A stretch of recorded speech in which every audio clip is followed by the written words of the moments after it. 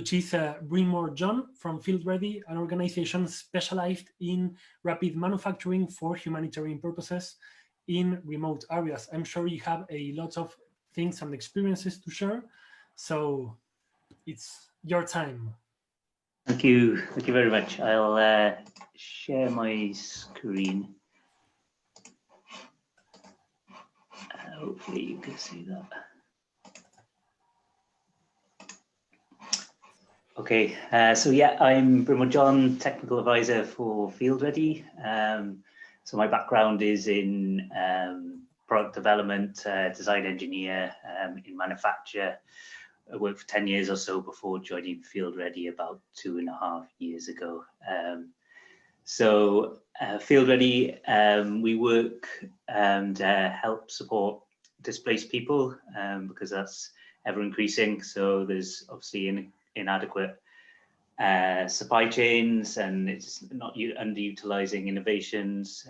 Field Ready is a team of designers, engineers, leaders, managers, and aid workers.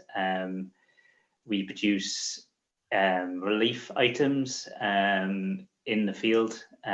These cover a range of things from healthcare, water, sanitation, shelter, search and rescue. And one of the main things we try and do is train others in country, and we try and innovate and try and change how the humanitarian sector works. So yeah, we are currently working in a number of places: Iraq, Bangladesh, Nepal, Kenya, Syria, Fiji, and the US. So one of the main problems we're really trying to solve at Field Ready is supply chains and inadequate supply chains. So 60 to 80% of aid income goes on procurement and logistics, which is a lot of money that we feel is wasted and could be better used. So the problem is to basically get the item from the manufacturer, point A, over to the community who needs them, so point B. Traditionally, this is how it's done at the moment. So you've got the manufacturer, and you've got a series of different warehouses, international down to your local warehouse and distribution point before it gets to the community. So obviously this takes a lot of time, a lot of effort, a lot of money, as I just mentioned, and also there's obviously a big carbon footprint on that. The other problem is that during a crisis, for instance, the earthquake in Nepal, there was so much aid trying to get into the country that the runway was breaking down in Kathmandu airport, so they couldn't land planes for a period of time, and there was just obviously massive bottlenecks. So our solution is we're trying to manufacture things locally, so bringing the manufacturer into the community. We do this by utilizing makerspaces that already exist in the country, or we're trying to set up our own makerspaces or partner with local organizations to create makerspaces. We also work with local traditional manufacturers, a range of different manufacturers we're currently working with, from rotational molders to injection molders, fabricators, things like that. And also in a disaster relief situation, we'll deploy technology. So we'll deploy an engineer into a country with a 3D printer, or and start making things locally there. So that's just an overview, basically showing how we want to change today's expensive and long supply chains to make supplies in the field. And our aim is basically to make things cheaper, better, and faster. And this is how we do it, really. We go in, we do needs assessments into places like IDP camps, and we assess and listen and try and understand what the need is, what problems are there. We design, we work in makerspaces, as I said, and we design with international. We have a global team as well as local field engineers. We make things locally, as I said, in makerspaces or utilizing local engineering, local manufacturing.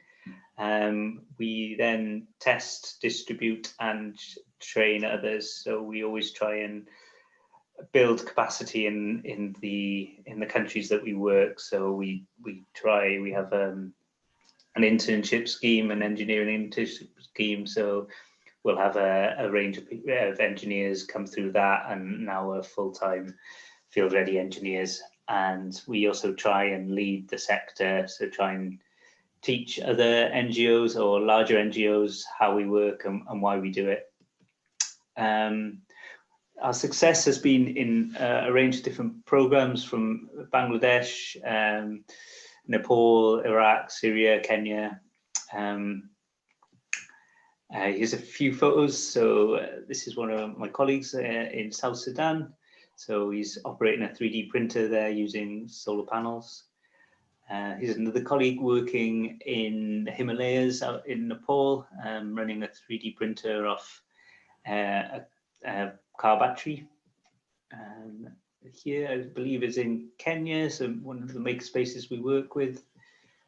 Again, here's an example of us teaching and trying to enable people to be able to understand our processes. Here's a needs assessment in Jordan, one of my colleagues did to really understand the need. So our process is really to involve the users throughout. It's a very human-centric design process. So we regularly involve from the start of the process right through to the end, and by involving users. Another important thing we do is mapping. So we try and map local capacity, local manufacturing, and understanding where the bottlenecks are, where the shortages are in certain things, and try and link different manufacturers together so they can collaborate and work together. I'll quickly go through a quick example of the work we do. So this is a past project that started off in Syria, and it was to develop a heavy lift airbag, an inflatable airbag. So this off the shelf, currently on the market, they're around $4,500, not including shipping. So that was obviously not affordable or possible to get to Syria. So we worked with engineers in Syria and Istanbul, also in UK. So we managed to produce a design that met the British standard. It could lift 5 tons up to 15 centimeters. So that was equivalent to what was on the market. We were able to do it for a tenth of the price. And obviously that wasn't involving any shipping, and it was creating jobs locally. We then were able to implement that same project in Nepal, where we made 120 bags to date, obviously creating jobs and giving them a product that they would never be able to have otherwise. So it's just a photo of the bags. And there it is in Syria being used. You can just about see the bag in the background underneath the rubble there. The second case is a 3D printed umbilical cord cramp. So basically it's a very simple device which just clips over the umbilical cord of a newborn baby. So there was in Haiti, there was 5% of babies were dying due to infection through the umbilical cord, and there was no supply chain, so they were just not able to get into the country at all. So nurses were improvising with hair clips, shoelaces, surgical gloves, meaning that they would take their own surgical glove off to tie over the umbilical cord. Is obviously not ideal at all, and not very effective either. So we were able to produce these by 3D printing. There was a 40%, they were 40% cheaper, and they only took 8 minutes to print. And we were able to obviously make iterative process. So in one day we were able to make 5 or 6 designs and get an improvement on the design. And we're also we left a 3D printer there in country and trained locals on how to make it, and they were able to do that independently moving forward. So yeah, that's it. As far as the COVID response is, it's similar to what a lot of people have described. We're looking at face shields and hand wash items, hand wash stations. But yeah, so that's it. Yeah. Thank you very much.